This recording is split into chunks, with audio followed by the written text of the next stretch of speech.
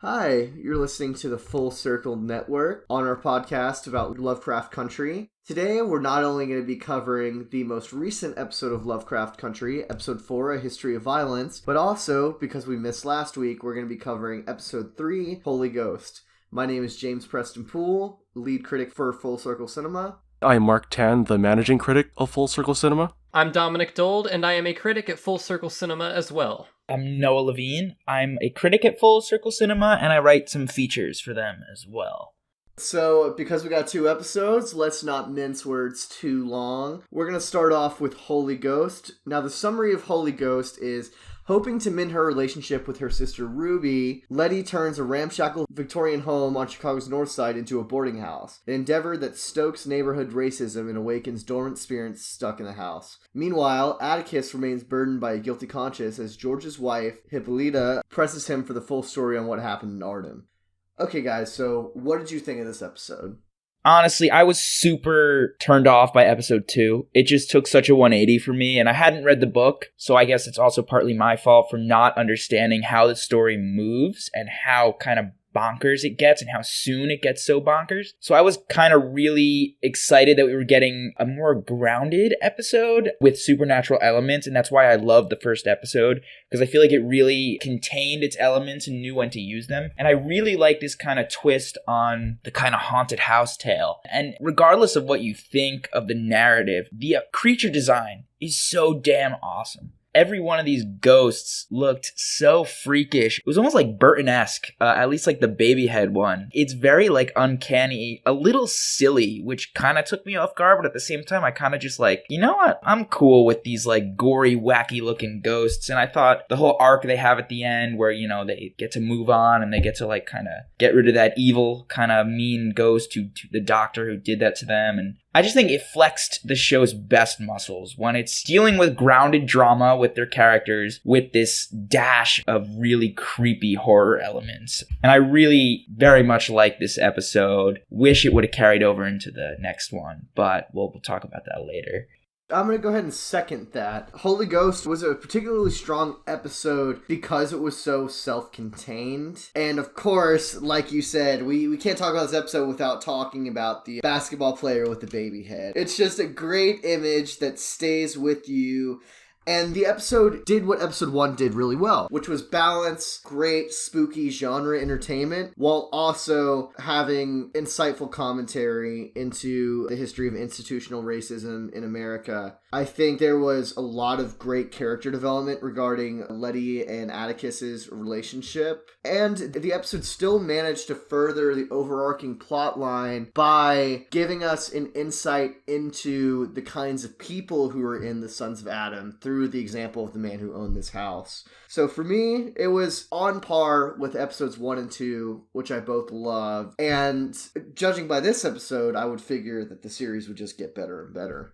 About Noah's point about the show going 180 between episodes, that seems to be the commonality across this entire series, because compared to episode 2, this one does feel like it takes place in its own continuity from the other episodes, although there are some things that are tied together, such as the appearances of some of the villains. But as far as this particular episode, what makes this a 180 from the other ones is the type of horror that it's trying to go for, because in the first episode, it was a combination of the racism plus also these crazy monsters. The second one was in this mansion with people that appear very creepy and do strange things to people. And this one is pretty much the haunted house episode. And because of how much it commits to that, including the creature designs that I love so much and you guys love so much, I like this episode quite a bit, even though a part of me wished that it tied a little bit more closely in terms of the narrative of the last 2 episodes, because when you track the first 2 episodes, there's a clear arc between Atticus trying to find his father.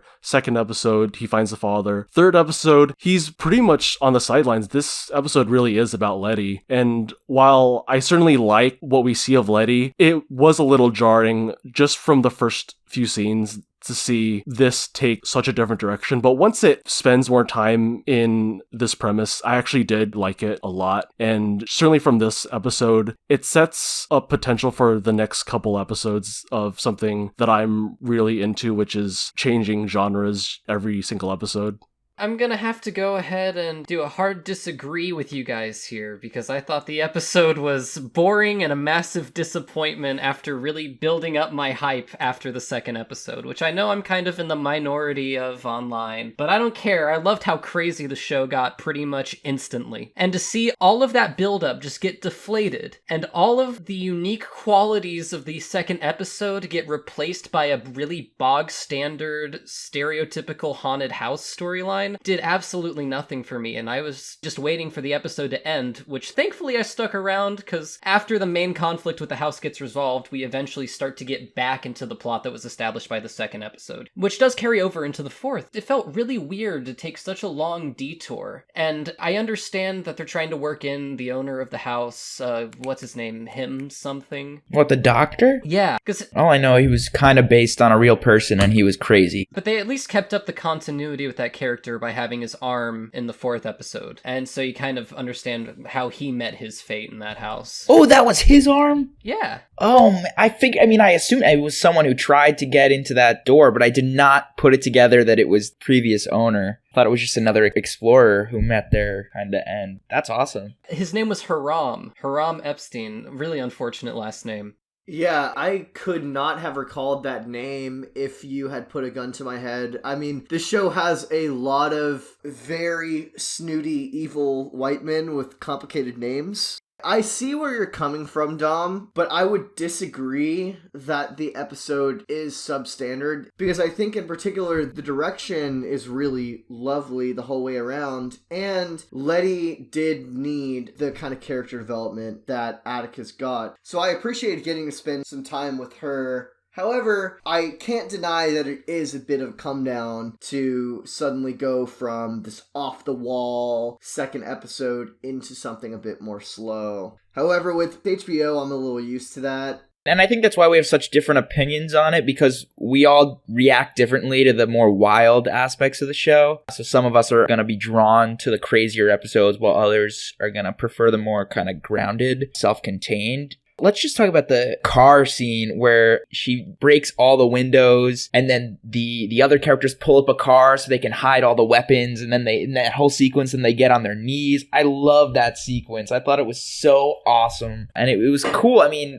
because you got all the supernatural shenanigans, but then you also get just this awesome moment where she's just saying, like, F you to these racist assholes and breaking their car windows to a music track. I just remember it was really good. I don't remember what the song was, but it was awesome. For sure. What defines the best moments of Lovecraft Country is that despite the horrors both of evil institutional racism and monsters and ghosts and demons and all that good stuff, these characters are so scrappy and they absolutely refuse to be beat down. And that's what keeps me going with Lovecraft Country, is that I just love seeing Letty and Atticus rise to the challenge. And that scene was a perfect representation of that.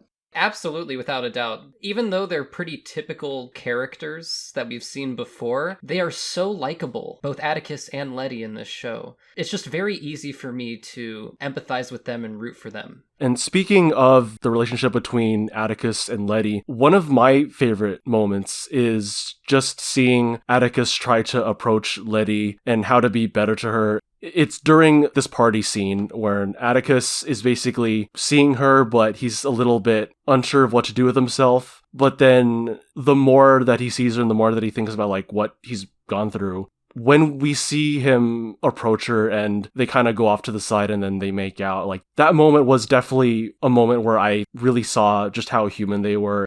It's the one moment in the episode where it's not so focused on these crazy genre elements that I did really like. And it does point to something that James said, and it's that despite all of the horror and sci-fi elements that could happen around them, it doesn't really matter unless you have these strong characters. And I think with this episode, it plays around with that really well.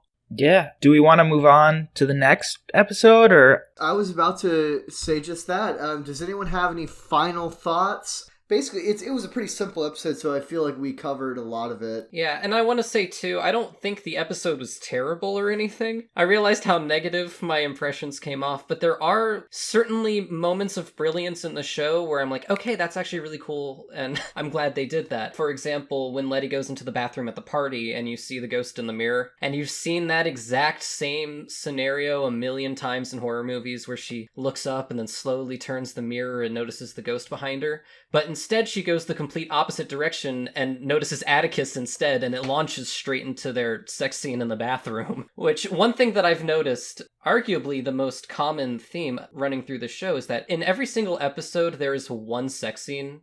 I have not noticed that. Like, I don't know why, because it always feels out of place and always feels like it comes from nowhere. In the first episode, you had George and his wife. In the second one, you had the fake out with Letty and Atticus. In this third one, you actually had Letty and Atticus. And then in the other one, you have the Braithwaite and Letty's sister. That's just the HBO brand, baby.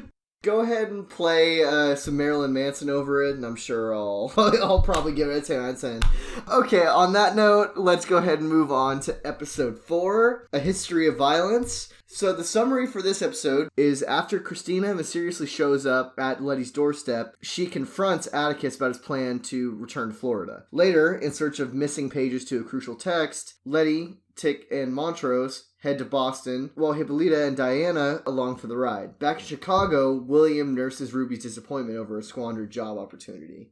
So I'm going to let y'all jump off on this one, but I'm just going to open up with saying, wow, what a disappointment. Yeah, I hated this episode. I think this is actually my least favorite episode of the entire show, all 4 episodes. I just think this is everything I hate about this show.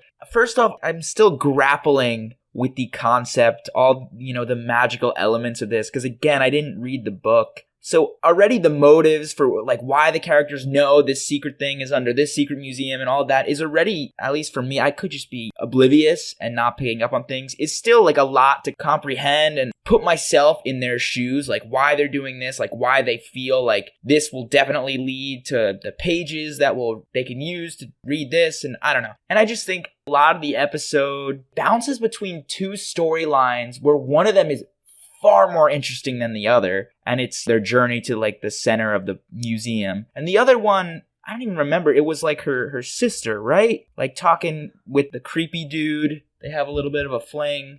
The only part of the episode where I was like, you know what, this is a cool sequence really, is when they're on the small plank that leads across the darkness, and there's a part where they're like, oh my god, there's something moving around. I really thought we were going to get a cool creature, but it ended up just being an axe. And I thought that scene was really tense and really cool, and I liked how it led directly under the house, linking the 2 episodes. But I just think that whole ending, they find the missing pages and that zombie, the effects were awesome, but then she becomes a person, but she can't talk. Then she gets her throat slit 5 minutes later by the dad, and I was just so why? What am I watching? I don't even know what's going on at this point, nor was I very invested in exactly what was happening. It just pissed me off because I liked the previous episode so much. But yeah. I completely get where you're coming from. Before we dive into further conversation, I think it is important to note that zombie character you're speaking of at the end, the Native American Two-Spirit character, has elicited a whole swath of controversy, and I am going to be honest, I'm still doing research on it and still understanding the ramifications of what the storytellers did with that character in this episode, but it seems as if they really did not do their research regarding that character and ended up being horribly offensive with their representation there. So if any viewers are watching this, we're aware of the controversy, and I in particular am doing some research to make sure that I can properly address this going forward in future episodes if the character is involved. Yeah, because for all we know, maybe they get resurrected. I don't know. You never know with this show. Obviously, if there's controversy, I'm going to listen first and take their side before I make an opinion for myself in this scenario with representation. Not that there isn't a lot more to complain about this episode. In that case, I'm going to go ahead and throw it over to Mark.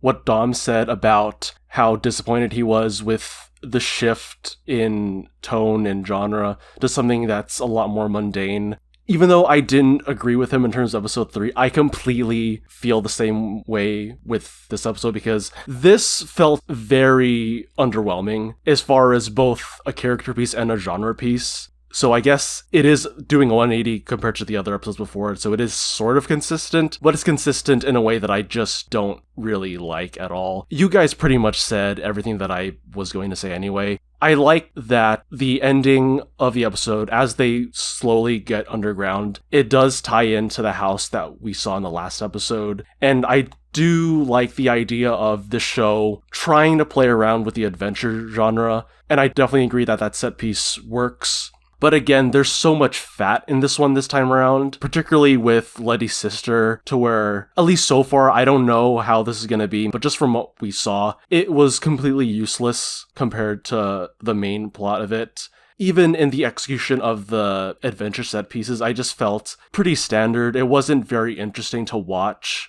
Literally the only reason why I was able to go through this is because I already liked the characters. But it's not like this particular episode does a lot more than the other ones. Like, if you were to look at the character development, most of that stuff was in episodes 1 through 3. This one is just more like, hey, let's take these characters that you saw and let's put them in an adventure story. But you're not really learning anything from them, except for Montrose Freeman, to where you see that he did read some stuff from Uncle George, but other than that, it still only consisted maybe about a few minutes in this hour-long episode. So outside of those bits of scenes, yeah, this is definitely my least favorite episode of the show, and I really hope the next couple of episodes do a lot better than this.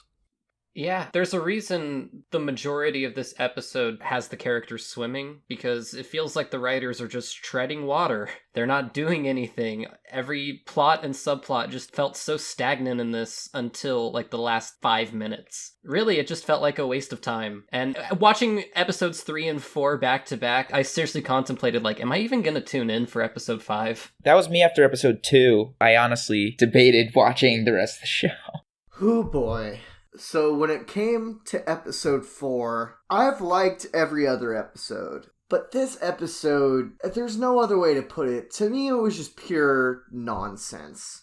I was incredibly bored. I had a clue of what was going on, but I just didn't care. The stakes weren't there, and the second things start to get a little interesting towards the end, you find out that they didn't do their research seemingly at all in regards to their portrayal of Native American characters. So it was just a complete whiff of an episode to me. And I really, really hope that this is just an anomaly, because I was sorely let down by A History of Violence.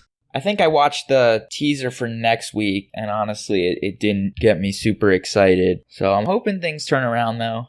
It's weird because just as soon as I thought the show was settling into a groove of basically having a self-contained story with a continuous subplot linking together all of those vignettes, they have an episode that just feels like filler. And on premium cable, when you only have 10 episodes a season, having straight up filler for one of those episodes is kind of just despicable. Like, if you think about it, this whole underground thing, they could have just written a plot where they figure out how to get the elevator to go to that last floor from that house. By the end of this episode, they're exactly where they were by the end of the third episode. I admire them for trying to do something different with an adventure story. Yet, if they're gonna do that, they gotta put as much effort into it as they did with the prior horror stories. It wasn't shot in a particularly interesting way. I didn't feel any kind of tension. The worst is when you're watching an episode of television and can already tell within the first 10 to 15 minutes that it's really not going to matter. And I haven't caught up to this point in the book, so who knows? This could be the most important episode, which in that case, yikes. But I just really felt like they could have reworked this or folded it into another episode, because it just did not work for me. Just a fact check, the season is set to have 10 episodes, so there's definitely opportunities for things to become right. And I do think that this episode, like, the concept of it is interesting. I do like the whole idea of it being an adventure story. I do like seeing more about the mythology. But again, it's like for this particular episode, it seems like they haven't figured out how to arrange certain plot points to where it's actually satisfying. When I was watching the bulk of this episode, I just thought to myself, why am I not watching like an actual adventure story? Like, why am I not watching Indiana Jones? Why am I not watching like even National Treasure? I found way more enjoyment out of those than through this episode. I'll tune in for the journey. I read an article today. Misha Green said that there's an episode coming up that's inspired by Nightmare on Elm Street. So hoping that's gonna be something special, but who knows? I think really the advantage to binge watching shows is making itself really clear right now. Because normally if I would have like the full set of 10 episodes in front of me and I came across an episode like this, I would just be like, that kind of sucked. Let's just move on to the next and hope it gets better. But since I have to wait a whole week, it's just kind of like I already didn't have that much enthusiasm for the show and now it's at like an all-time low. And I'm still going to keep tuning in just hoping that it gets better. But if they don't turn things around during the next episode, they might have lost me. And just as like a interesting thing is Sunday's episode got uploaded to HBO Max on Friday, which was kind of cool. I haven't really seen much promotion about that it's coming to HBO Max like days earlier. I don't know if that was just for last episode or if that's going to be a continuous thing. But yeah, I was definitely surprised. Someone on Twitter had told me that the episode was available, just so people know they could probably watch the episodes a couple days earlier. Yeah, it's definitely interesting that HBO decided to push it early, but given this episode's quality, I almost feel like they did that just so they could swipe this episode under the rug so that the next couple episodes would just be on their normal schedule or something. I'm not sure. Maybe this is going to set up a trend on HBO's part that they're going to release 2 episodes per week, but I don't know. The series certainly hasn't put me off entirely. It was... Again, I've liked every episode so far, and I just like the idea of the show. I think it's great. So, I'm still in, but I don't think I can take another History of Violence type episode. I was looking at the episode list, and episode 10 is called Full Circle. Haha, yes! Yo, we're not supposed to talk about it yet. We're doing a partnership with Misha Green for Lovecraft Country. Now they know we're sponsored, that we're paid to upload this. Alright, this is Full Circle Network. Thanks for tuning in to this podcast on Lovecraft Country. Bye!